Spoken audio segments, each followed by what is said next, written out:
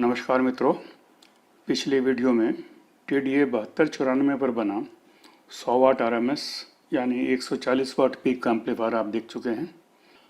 आज आप 2 TDA 7294 पर बना 200 वाट RMS यानी 280 वाट पीक का ब्रिज एम्पलीफायर देखेंगे।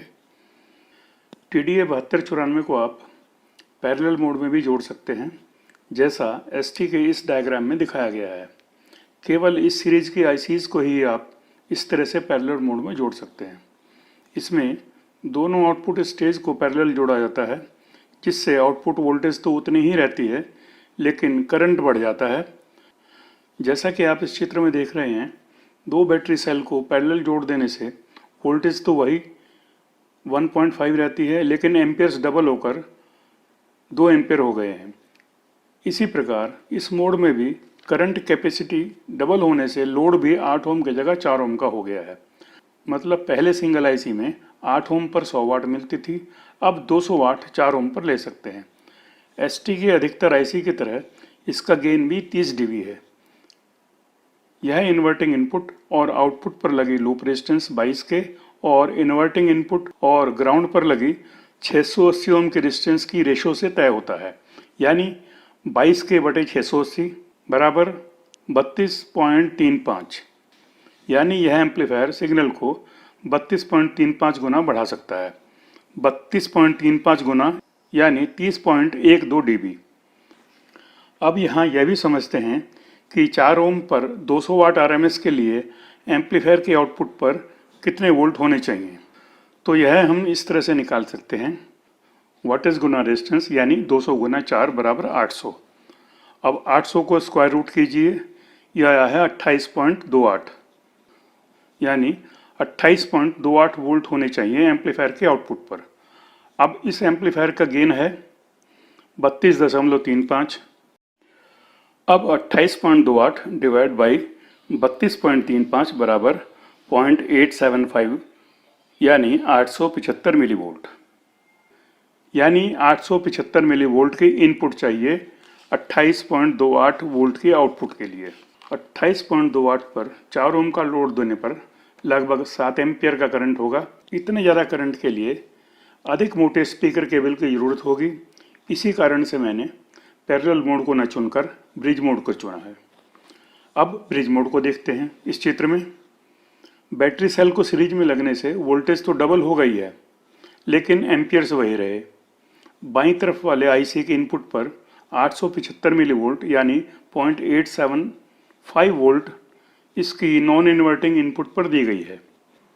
इस IC का गेन है 32.35, 0.875 इंटू 32.35 बराबर 28.28, जो पहले IC की आउटपुट पर मिली। इसका फेस वही है जो इनपुट पर है। अब इस आउटपुट को फिर 22K की रेजिस्टेंस के द्वारा 32.35 गुना अटेन्यूएट करके यानी कम करके दाईं ओर वाले IC की इन्वर्टिंग इनपुट पर दिया गया। इस IC द्वारा इसे फिर 32.35 बढ़ा दिया गया, लेकिन इन्वर्टिंग इनपुट पर देने के कारण इसका फेस रिवर्स हो गया है।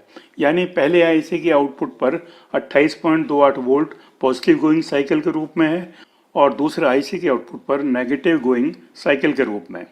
अब एक IC से दूसरे IC की आउटपुट पर वोल्टेज डबल होकर 56.56 वोल्ट हो गई है, लेकिन करंट नहीं बढ़ा है। अब इससे 200 वाट कैसे मिलेगी यह देखते हैं। 56.56 को स्क्वायर कीजिए, यानी 56.56 गुना 56.56 बराबर 3199। अब 3199 बटे 16 ये आया है 199.94 वाट। कैलकुलेशन आसान करने के लिए डेसिमल पॉइंट के बाद 2 अंकों तक ही लिया गया है, इसलिए ये ऑड वैल्यू आ रही है। अब यह है इसका सर्किट डायग्राम, जिसका फंक्शन आप पहले ही समझ चुके हैं, और यह है इसका PCB डिजाइन। इसमें भी IC को उसी तरह से लगाना है जैसे आप पहले वीडियो में देख चुके हैं। ब्रिज रेक्टिफायर पर भी हीट सिंक की जरूरत होगी, चाहे तो इसे आप चीसिस पर भी लगा सकते हैं।